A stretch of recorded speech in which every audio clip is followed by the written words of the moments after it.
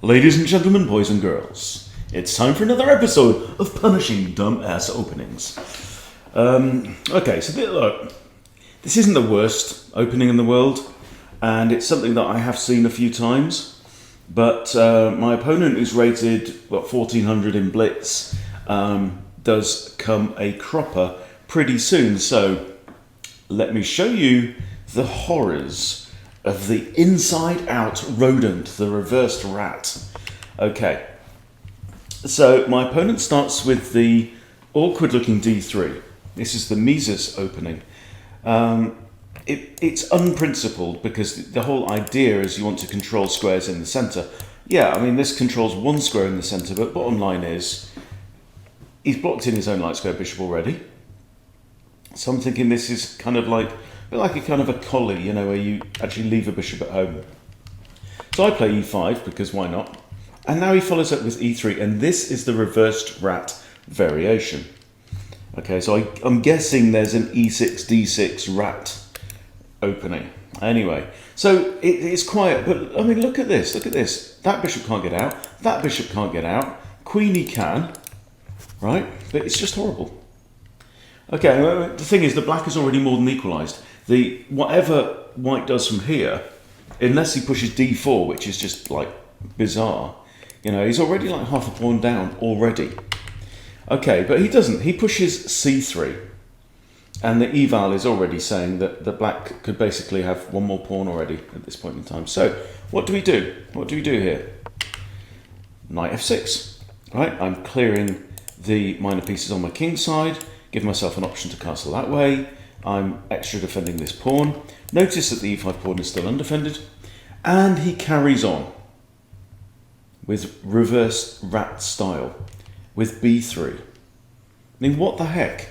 And this one is, he's already blocked off, you know, the favourite square for his queen's horse.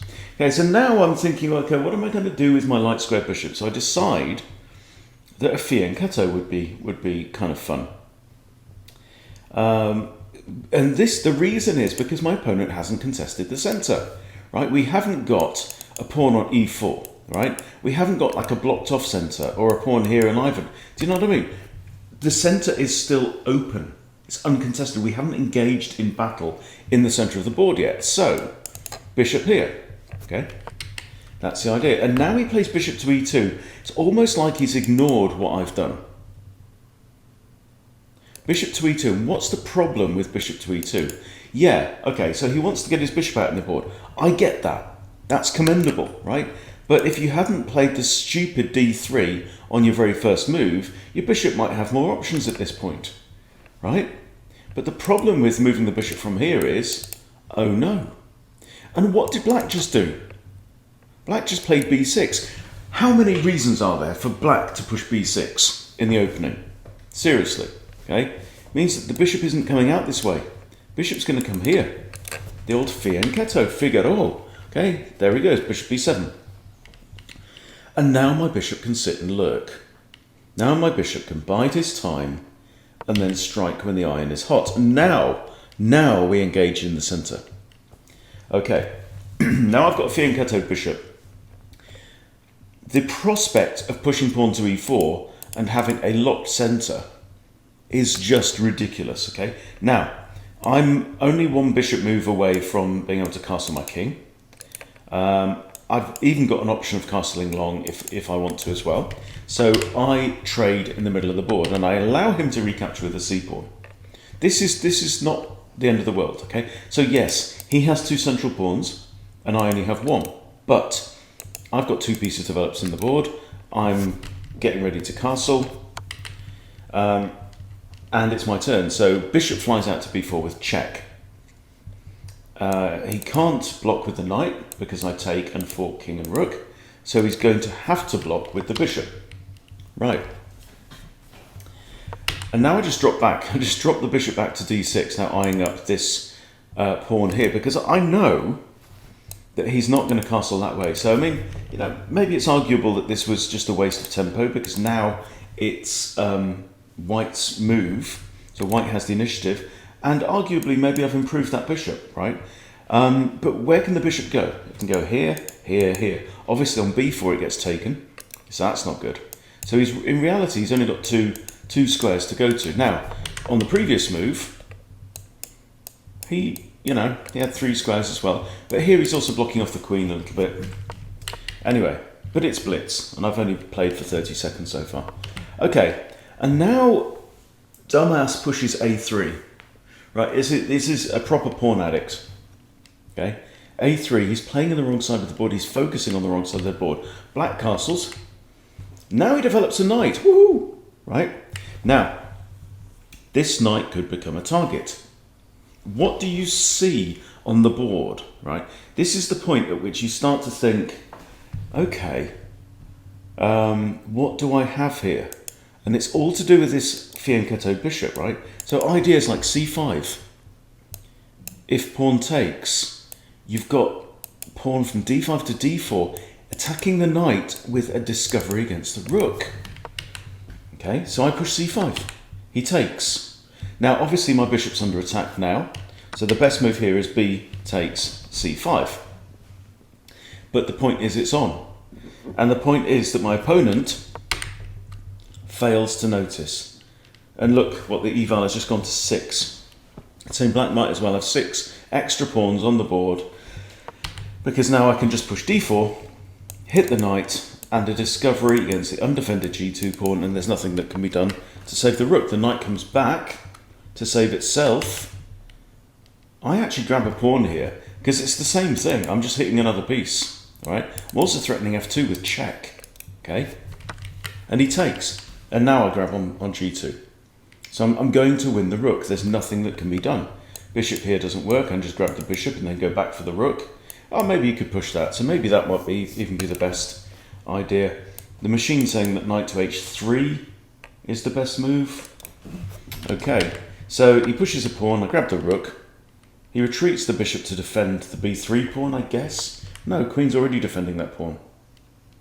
Curious. Anyway, but now I can just grab material. So now his position completely collapses. I grab the knight, we trade off, my bishop is rescued. So I'm actually up a whole rook and 3 pawns at this point in time. So now it's just shooting fish in a barrel, really. Yeah, he grabs a pawn, rook e8, pinning the knight, and I've got 2 attackers on the knight. And here I don't know, had a moment of madness. Thought he's attacking my bishop. I'd love to take that with my rook, defended by my bishop, but then he takes my bishop, right? And I forgot that also means I can just take the knight with my bishop. I retreat my bishop, right?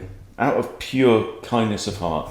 And now I've got queen looking at bishop, I've got rook looking at knight. I'm massively up in material, trade everything down. Right, so now I'm up actually 2 knights and a handful of pawns. So there's a bit more dicking about, and weird situation really, because I'm so far ahead, it actually takes me quite a few moves to finish him off. There's one key move here. This is a key point.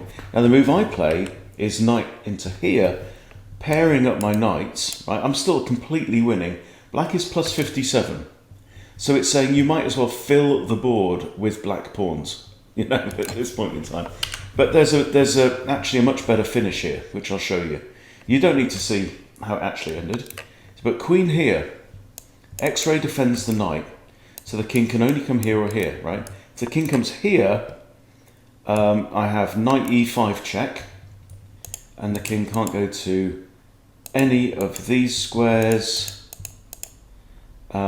So there's only 2 moves here, but basically whatever happens,